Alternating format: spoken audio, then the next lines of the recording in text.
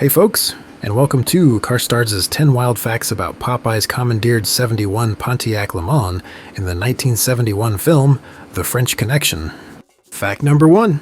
Director William Friedkin decided upon two 1971 Pontiac LeMans sedan hardtops to star in the film's intense car chase scene, one designated as the hero/stunt car, and the other a camera rig to capture interior driving shots. Friedkin wanted a vehicle that blended naturally into the streets of early 1970s New York City. The third-gen Pontiac LeMans suited the look of the working-class characters in the film and was a common sight in traffic at the time as well. Friedkin's focus on authenticity extended to every aspect of the film, and, as we'll get into a bit later, was actually a little too realistic, in fact. The pair of brand-new Le Mans sedans were acquired through local dealers based on their availability and modest cost. Since the film had a fairly low budget of only $1.8 million, there was no time or money to waste. The team needed vehicles they could put on the street right away without having to deal with reliability issues. What made the Le Mans cars particularly valuable to the production wasn't just its common appearance, but how it held up under abuse. The car was sturdy, with enough size and weight to handle rough city driving, curb jumps, and repeated collisions during take after take. Its balance of everyday realism and structural toughness gave the filmmakers exactly what they needed to pull off one of the most intense and chaotic chase scenes ever filmed, especially one of a car pursuing a train, which could have been quite dull, but it certainly wasn't in this film. Fact number 2. The two Pontiacs were equipped with the 400 V8, which was one of the more powerful options available for the model that year. The engine output around 300 gross horsepower, offering solid performance and reliability for the brutal shoot. It gave the cars plenty of low-end grunt, ideal for quick takeoffs and hard acceleration through city streets. The choice struck a balance between realism and capability, letting the car move with urgency while still appearing as a believable random traffic car. The camera car had an automatic transmission, used in most close-up shots where the focus was on Popeye driving. However, the stunt car ran a 4-speed manual. The use of two different transmission setups allowed the filmmakers to take advantage of the manual's greater control for the hard stunt driving shots while relying on the automatic's ease of use for the crowded interior camera car. Fact number 3. The third-generation Pontiac LeMans, produced from 1968 through 1972, marked a shift towards sleeker, more aggressive styling while maintaining Pontiac's reputation for affordable performance. Built on GM's A-body platform, it shared its foundation with the Chevrolet Chevelle, Oldsmobile Cutlass, and Buick Skylark, but carried distinct Pontiac design cues, such as its split grille and sculpted body lines. By 1971, it featured a more rounded front fascia with a prominent bumper design that reflected Pontiac's bold aesthetic of the early 1970s. It was available as a 2-door hardtop, 4-door sedan, convertible, and station wagon, giving it broad appeal. The third-generation Pontiac LeMans offered a wide range of engines designed to meet varying performance needs, from a modest 250 inline-six to robust V8s like the 350, 400, and even 455 options. This flexibility meant it could serve as anything from a practical family car to a respectable street performer. The car shared many mechanical components with the GTO, Pontiac's Halo muscle car, but was priced lower, making it an attractive choice for buyers seeking muscle car looks and decent power without the premium price tag. By 1971, Pontiac began adjusting the lineup to meet changing market landscape and emerging emissions regulations. While insurance costs and federal restrictions started to slow the muscle car boom, the Le Mans continued to sell strongly thanks to its combination of style, practicality, and performance. This adaptability and its shared lineage with the GTO have made the third-gen Pontiac LeMans a respected and collectible classic today. Fact number 4. One of the most wild and frankly terrifying points about the two cars during production is that neither one was outfitted with the kind of safety equipment considered necessary for a high-risk car shoot. There were no roll cages installed, no specialized stunt harnesses, and no structural reinforcements inside or outside the cabin. Despite being driven at high speeds in close quarters with traffic, launching off curbs, slamming into walls and other vehicles, the cars remained largely stock. In an era when car chases were still finding their cinematic footing, this level of reckless risk was extreme even by early 1970s standards. When Gene Hackman and stunt driver Bill Hickman took turns behind the wheel, and yes, Gene did actually drive himself for some of the risky stunt shots, They were relying solely on seatbelts and nerves of steel more than anything engineered for protection. It speaks volumes about how raw and unfiltered this production was. The filmmakers chose realism over caution at every turn, quite literally, and that meant taking serious physical risks, both actors and stunt drivers alike. Looking back, it's a remarkable point that no one was seriously injured during filming. Today, such an approach would never be allowed, of course, but in the early 1970s, guerrilla filmmaking and seat-of-the-pants stunt work were still common. The lack of safety gear wasn't an oversight, it was simply how things were done for the shoot, especially on a tight budget. The raw intensity and unpredictability of the chase scene came in part from that very lack of control. Fact number 5. Hackman did far more of his own stunt driving than most actors would attempt, especially considering the level of danger involved. While the most intense moments were reserved for a stunt driver, Hackman handled several scenes himself, particularly those that required his face to be visible. He drove the 2 Le Mans sedans through crowded traffic, navigated tight city turns, and delivered in-character reactions while behind the wheel for the camera.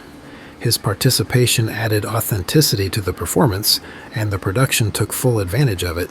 No driving shots were faked or simulated in a studio whatsoever, which is quite unusual for such a crazy shoot. However, the most extreme sections, including the high-speed run under the elevated train line, were handled by stunt driver Bill Hickman. Known for his precision and nerves of steel, Hickman reportedly drove the stunt Pontiac across 26 blocks of Brooklyn at speeds reaching 90 miles per hour. What made it even more impressive was that he did this while weaving through unpredictable real-life traffic. That's right, these weren't closed sets for the shoot, nor were there other stunt drivers in stage traffic. He was reacting to actual civilian drivers, crossing intersections that weren't cleared, and making snap decisions in real time. It was crazy dangerous work, but Hickman's skill made it possible without incident amazingly. What truly separates this car chase from others is its pure reckless, and not to mention illegal nature of production. There were no permits obtained, no official road closures, and no controlled safety measures in place. The production shot the entire sequence on open city streets with actual pedestrians and traffic going about their day, with some exceptions. Yes, thankfully the lady with the baby carriage was indeed a planned stunt, and no actual baby, of course. Fact number 6. As for modifications made to the hefty camera car, a wooden platform that acted as a stable base for camera equipment was mounted on the back seat.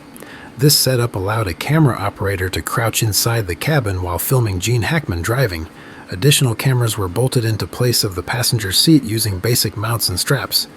It wasn't a comfortable or safe environment in the least, but it gave the filmmakers the close quarter shots they needed to pull viewers into the action. One of the biggest advantages of the camera car's interior build was its ability to capture multiple angles in a single take. One camera was positioned to shoot over Hackman's shoulder, while another was mounted to the right to capture his profile. These rigs stayed fixed while the car was in motion, and space was so limited that crew members often had to contort themselves a bit just to operate the equipment.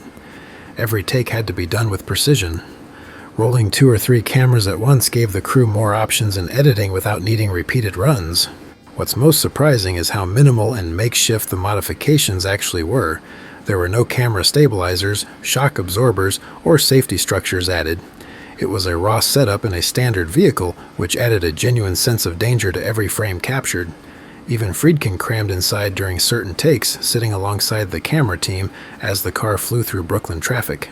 This stripped-down approach helped create the relentless first-person energy that defined the chase, all while pushing the cast and crew far outside conventional safety standards. Fact number 7. Case in point regarding the lack of safety precautions in place, the hardest traffic collision during the chase scene wasn't a stunt at all.